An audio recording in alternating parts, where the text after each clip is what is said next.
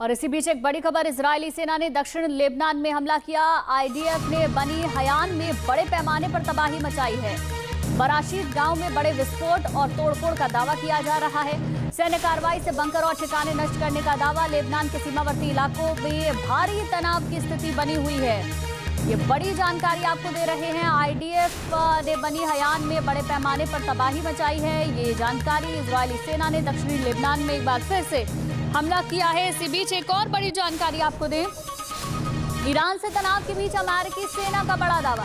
America ने Iran के खिलाफ नाकेबंदी बढ़ाई। सेंटकॉम अमेरिकी नौसेना का MH-60C हॉक तैनात। USS मेसन जहाज से निगरानी रखी गई। सेंटकॉम ने दावा किया है 64 वाणिज्यिक जहाजों का रास्ता चेंज किया गया है। 3 जहाज निष्क्रिय किए गए हैं, 2 पर कब्जा किया गया है। यह अपडेट सामने आया है। देखिए, हालात जस के तस बने हुए हैं। स्ट्रेट ऑफ हॉर्मूज पर कब्जे को लेकर लगातार अमेरिका और ईरान आमने सामने हैं। इन सबके बीच में अमेरिकी ऊर्जा मंत्री क्रिस राइट का बड़ा दावा। शनिवार रविवार को 30 जहाजों ने हॉर्मूज पार किया है। जहाजों को सुरक्षित बाहर निकालने की क्षमता बढ़ चुकी है। वर्तमान में ईरान कोई भी तेल निर्यात नहीं कर सकता है। अमेरिका लंबे समय की रणनीति पर काम लगातार कर रहा है। तो जो 60 दिनों का समझौता था वो अब खत्म हो चुका है। स्ट्रेट ऑफ हॉर्मूज को फ्री करने की बात लगातार कही जा रही थी और वो हुआ भी, लेकिन कुछ कंडीशंस के साथ। और अभी जानकारी ये मिल रही है कि पहले के मुकाबले अगर देखें तो अब जहाजों को सुरक्षित बाहर निकालने की जो क्षमता है कंपैरेटिवली बढ़ चुकी है। वर्तमान में ईरान कोई भी तेल निर्यात नहीं कर सकता है। वहीं अमेरिका और ईरान के बीच 60 दिन के आंतरिक समझौते की मियाद खत्म हो गई है, लेकिन जिस शांति समझौते की उम्मीद की जा रही थी वो अभी तक जमीन पर नहीं उतर पाया। इस बीच ईरानी संसद के स्पीकर मोहम्मद बागेर गालिबाफ ने बड़ा दावा किया। गालिबाफ के मुताबिक ईरान ने अमेरिका और इजराइल से जंग जीती है। फिलहाल समझौते तक पहुंचने के लिए 60 दिन बीत चुके हैं। रिपोर्ट आप देखिए।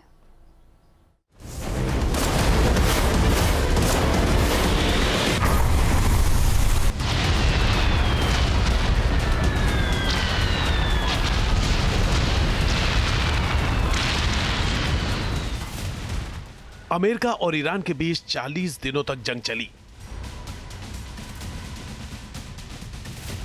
करीब 2 महीने तक दोनों देश बातचीत की टेबल पर उलझते रहे। 27 जून को 14 पॉइंट के एक MOU यानी मेमोरेंडम ऑफ अंडरस्टैंडिंग पर सहमति बनी थी। 60 दिनों में बातचीत के जरिए विवादित मुद्दों के समाधान की बात की गई थी, लेकिन हालात जस के तस बने हुए हैं। 60 दिन का समझौता खत्म, ईरान ने भरा जीत का दम। खत्म हुई MOU की मियाद, हॉर्मुज पर फंसा पेच बरकरार।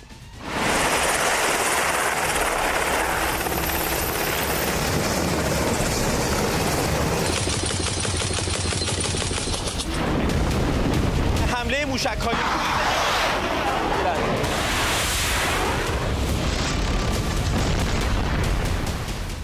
उम्मीद थी कि अमेरिका और ईरान के बीच हुआ MOU युद्ध रोकने, हॉर्मुज स्ट्रेट को दोबारा खोलने और लंबे वक्त के न्यूक्लियर समझौते के लिए बातचीत का रास्ता तैयार करेगा।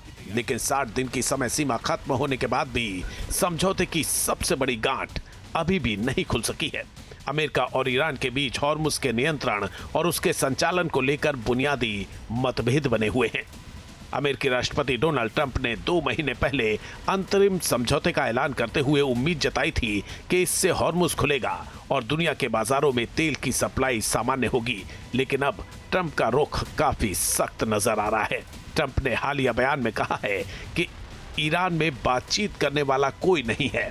उन्होंने अमेरिकी लोगों को ईंधन के लिए थोड़ा ज्यादा भुगतान करने के लिए तैयार रहने को कहा। साथ ही ईरानी बंदरगाहों पर अमेरिकी नाकेबंदी को वॉल ऑफ स्टील बताया था। फिलहाल अब अमेरिका और ईरान के बीच असली टकराव सिर्फ न्यूक्लियर प्रोग्राम का नहीं, हॉर्मुज की भू राजनीतिक ताकत का भी है। स्ट्रेट ऑफ हॉर्मुज पर नियंत्रण इसलिए अहम है क्योंकि ये दुनिया के सबसे अहम ऊर्जा मार्गों में से एक है। संघर्ष से पहले दुनिया की करीब 5वीं तेल और गैस सप्लाई इस समुद्री रास्ते से होकर गुजरती थी। इसी वजह से हॉर्मुज पर नियंत्रण ईरान के लिए सिर्फ सैन्य या समुद्री मुद्दा नहीं है, बल्कि ये आर्थिक और भू राजनीतिक दबाव का सबसे बड़ा हथियार है। उधर ईरान ने 60 दिन के समझौते की समाप्ति के बीच अमेरिका और इजराइल के खिलाफ पूरी जीत का दावा कर दिया है। ईरानी संसद के स्पीकर मोहम्मद बाघेर गालिबाफ ने कहा है कि हमने सैन्य और राजनीतिक दोनों मोर्चों पर युद्ध जीत लिया है। गालिबाफ ने सबसे बड़ा दावा MOU को लेकर किया। उनका कहना है कि अमेरिका ने शुरुआत में 15 मांगे रखी थी, लेकिन अंतिम MOU में रेजिस्टेंस फ्रंट को भी स्वीकार करना पड़ा। इस बीच ईरान की तरफ से अमेरिका के लिए सबसे बड़ा सैन्य संदेश भी आया। ईरानी army chief major general Amir Hatami ने हॉर्मुज स्ट्रेट को ईरान का गॉड गिवन जियोपॉलिटिकल एसेट यानी ईश्वरीय भू राजनीतिक संपत्ति बताया है। यानी ईरान ने साफ कर दिया है कि हॉर्मुज पर कोई भी समझौता उसकी रणनीतिक ताकत को कमजोर किए बिना ही होगा। ईरान का संदेश साफ है कि हॉर्मुज उसकी रणनीतिक ताकत है। हॉर्मुज की पूरी ताकत से रक्षा की जाएगी। अमेरिकी सेना की वापसी स्वीकार नहीं होगी। हातमी ने ट्रंप के उस बयान पर भी प्रतिक्रिया दी जिसमें अमेरिकी राष्ट्रपति ने हॉर्मुज को अमेरिकी क्षेत्र बनाने की बात कही थी। हातमी ने ट्रंप के बयान को हद से बाहर बताया और संकेत दिया कि ईरान अमेरिका को फारस की खाड़ी, ओमान की खाड़ी या स्ट्रेट ऑफ हॉर्मुज में पहले जैसी मौजूदगी की अनुमति देने के पक्ष में नहीं है। इस बीच लेबनान का मोर्चा भी ईरान अमेरिका समझौते के लिए नई मुश्किल बन रहा है। दरअसल ईरान लंबे समय से चाहता रहा है कि लेबनान को भी समझौते का अभिन्न हिस्सा बनाया जाए, लेकिन इजराइल और हिजबुल्लाह के बीच जारी संघर्ष ने तनाव कम करने की कोशिशों को और मुश्किल कर दिया है। लेबनान में हालिया इजरायली हमलों में कई लोगों के मारे जाने की रिपोर्ट है। ईरान का आरोप है कि लेबनान पर इजरायली हमले अंतरिम समझौते की भावना का उल्लंघन है। 60 दिन का समझौता खत्म होना सिर्फ ईरान के लिए नहीं, ट्रंप प्रशासन के लिए भी बड़ा राजनीतिक संकट बन सकता है। ट्रंप ने अमेरिकी जनता से ऊर्जा की कीमतें कम करने का वादा किया था, लेकिन युद्ध लंबा खिंचने से तेल और ईंधन की कीमतों पर दबाव बढ़ा है। अगर हॉर्मुज लंबे समय तक बाधित रहता है तो इसका असर सिर्फ अमेरिका या ईरान पर नहीं पड़ेगा, पूरी दुनिया के तेल बाजार पर इसका असर होगा। फिलहाल 60 दिन की डेडलाइन खत्म हो गई है, लेकिन ईरान अमेरिका का संकट खत्म नहीं हुआ है। अमेरिका हॉर्मुज को खोलने के लिए दबाव बना रहा है तो ईरान इसे अपनी सबसे बड़ी रणनीतिक संपत्ति बता रहा है।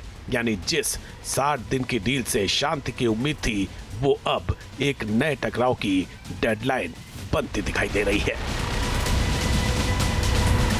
आपके मोबाइल पर तुरंत आएगी ब्रेकिंग न्यूज।